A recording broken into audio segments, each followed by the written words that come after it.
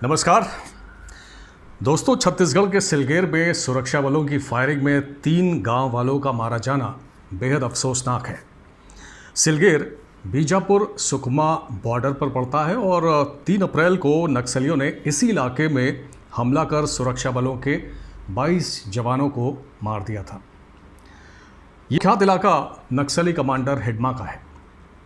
इस पूरे इलाके में नक्सलियों का दबदबा है और ये भी सही है कि नक्सली गांव वालों के बीच छिपकर रहते हैं, जिससे उनकी पहचान कर पाना बहुत मुश्किल होता है। नक्सलियों ने एक प्रेस नोट जारी कर दावा किया है कि निहत्थे ग्रामीणों पर हमला कर उसे माओवादी मुठभेड़ की मनगढ़ंत कहानी बताई जा रही है या बताने की कोशिश की जा रही है सुरक्षा बलों की तरफ से, जो कि सही नहीं है। और माओवादियों ने इस गोलीबारी के लिए, जिसमें 3 ग्रामीणों की मौत हुई है, उसके लिए सीधे सीधे आईजी बस्तर और एसपी बीजापुर पर आरोप लगाया है, उनको जिम्मेदार ठहराया है और उनके खिलाफ कड़ी कार्रवाई की मांग की है। ऐसे ही कुछ आरोप ह्यूमन राइट्स एक्टिविस्ट भी लगा रहे हैं। और जो स्थिति है उसमें सही बात है कि सरकार को इस घटना की निष्पक्ष जांच के आदेश देने चाहिए और अगर पुलिस वाले दोषी पाए जाते हैं तो उनके खिलाफ हत्या का मामला दर्ज किया जाना चाहिए। जाहिर है सुरक्षा बलों का ये कदम आदिवासी और गांव वालों का भरोसा जीतने में बिल्कुल काम नहीं करेगा, बल्कि उनका भरोसा तोड़ेगा। और इससे अगर किसी को मजबूती मिलेगी तो वो है नक्सली। पुलिस की फायरिंग और लाठीचार्ज में 18 लोग घायल भी हुए हैं। जो तस्वीरें आई हैं वो वाकई विचलित करने वाली हैं, डिस्टर्ब करने वाली हैं। किसी का सिर फूटा हुआ है, किसी के हाथ में चोट है, किसी के पैर में चोट है। और गांव वालों का तो साफ तौर पर कहना है कि वो शांतिपूर्ण ढंग से अपना विरोध जता रहे थे, विरोध प्रदर्शन कर रहे थे। और जब पुलिस वाले आंदोलन को ख़त्म नहीं कर पाए तो उन्होंने पहले लाठीचार्ज किया और उसके बाद जब गांव वाले तितर बितर हुए और उनमें से कुछ जंगल की ओर भागे तो गोलियों की आवाज़ सुनाई पड़ी।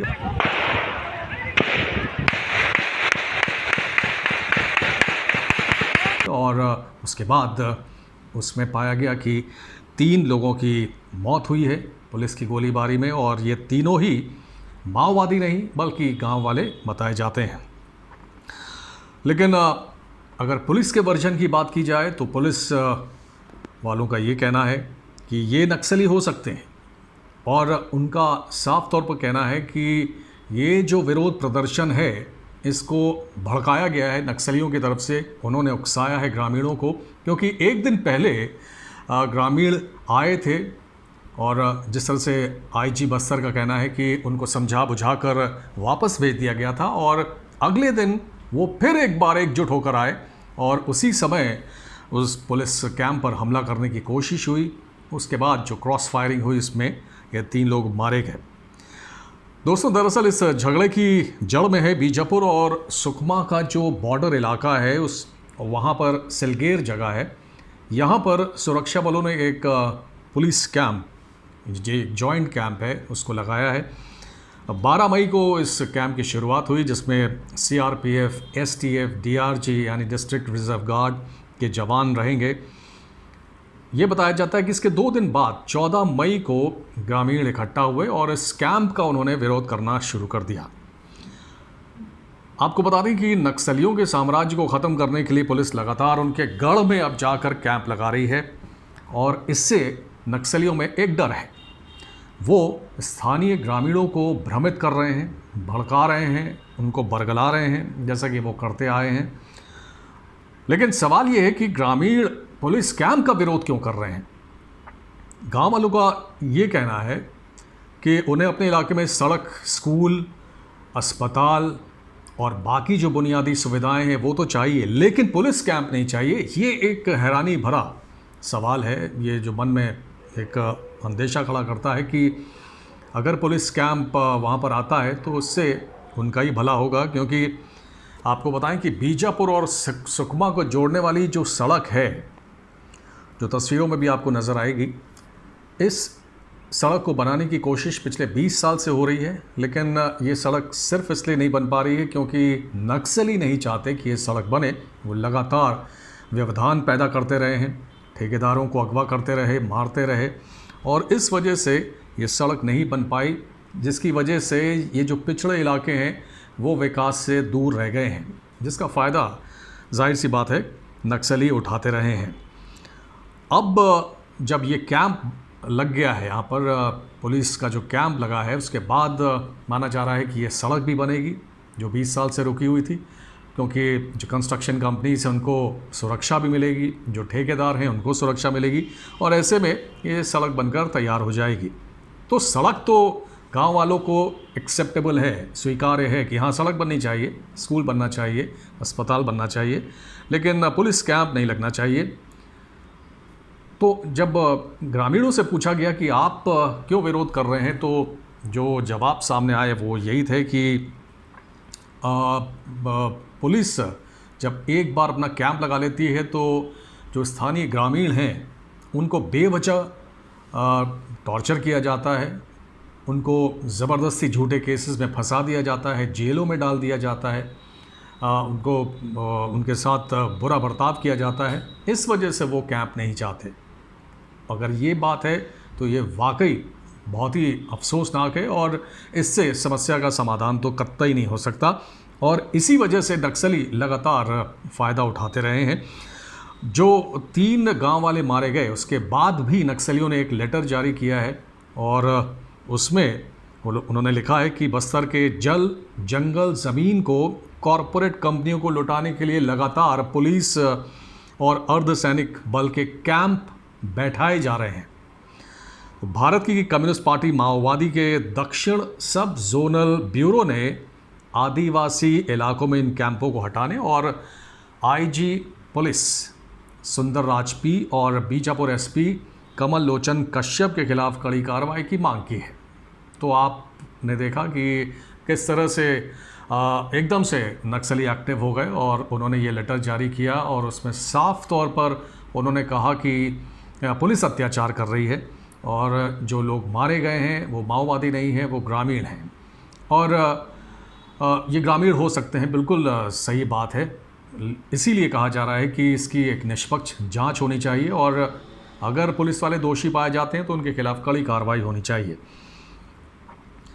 अब जिस तरह का आरोप ग्रामीण लगा रहे हैं पुलिस वालों पर, ये सही भी हो सकते हैं कि उनको प्रताड़ित किया जाएगा, कैंप लगने के बाद उनको टॉर्चर किया जाएगा, झूठे केसेस में फंसाया जाएगा, क्योंकि इस तरह की घटनाएं अगर आप देखिए तो असम, जम्मू कश्मीर से भी सामने आई हैं।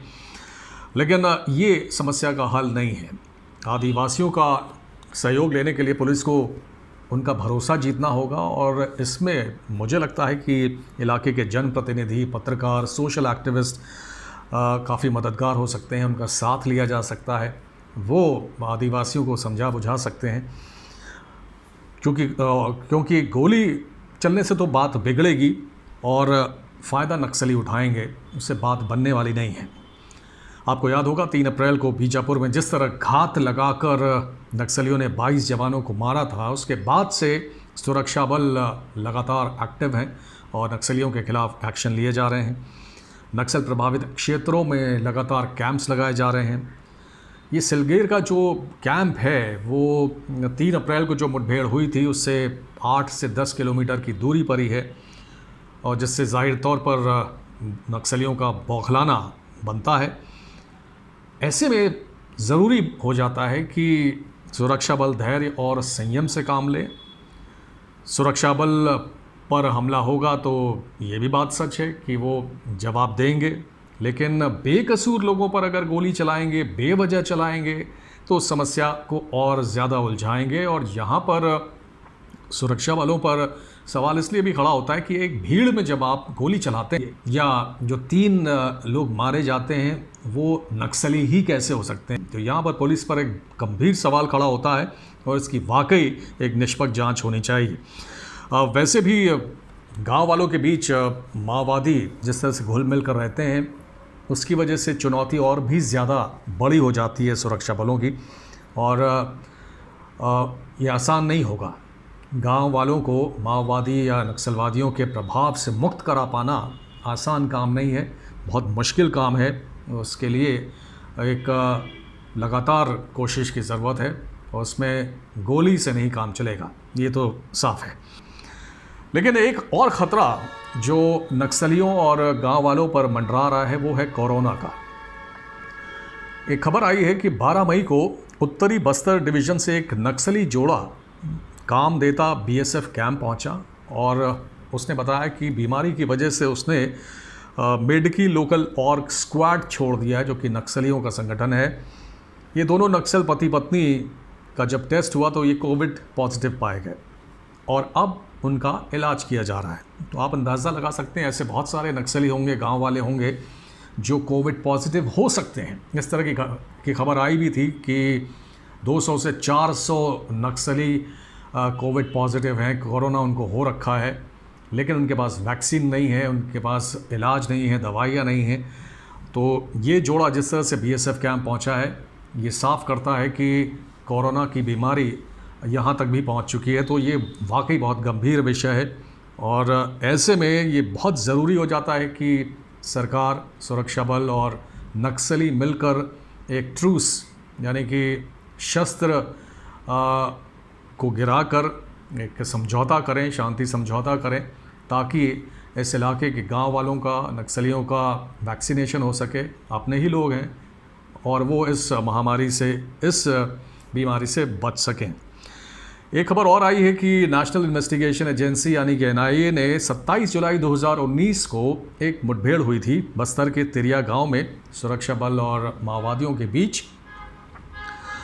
उसकी जांच अब अपने हाथ में ले ली है। थोड़ा सा चौंकाने वाला है कि 3 अप्रैल को इतनी बड़ी घटना हुई बीजापुर में, उसकी जांच अभी भी छत्तीसगढ़ पुलिस कर रही है। लेकिन जो 27 जुलाई 2019 का ये मामला है, मुठभेड़ है, उसकी जांच एनआईए ने क्यों ली?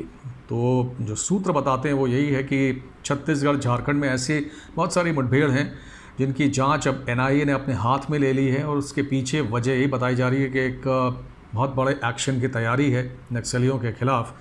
इन तमाम मुठभेड़ों का अध्ययन करके, स्टडी करके एनआईए एक स्ट्रैटेजी बनाने में जुटी है जो नक्सलियों के खिलाफ इस्तेमाल की जाएगी। तो जो 27 जुलाई 2019 को मुठभेड़ हुई थी उसमें 6 नक्सली मारे गए थे, उसमें एक सिविलियन भी मारा गया था, बहुत सारे आर्म्स एंड एम्यूनिशन भी बरामद हुए थे। तो अब ये कहा जा सकता है कि नक्सलियों के खिलाफ बड़े ऑपरेशन की तैयारी है। लेकिन उससे पहले ये जो चुनौतियां हैं, गांव वालों की जो शिकायत है उसको दूर करने की कोशिश बहुत ज़रूरी है। कोरोना से बचाना गांव वालों को और यहाँ तक कि नक्सलियों को भी जो सरेंडर करने के लिए तैयार हैं, उन्हें बचाना बहुत ज़रूरी है। और मुझे लगता है कि इसको प्रायोरिटी पर सोचा जाना चाहिए, इस पर ध्यान देना चाहिए और कदम उठाने चाहिए। फ़िलहाल बहुत बहुत धन्यवाद। जय हिंद।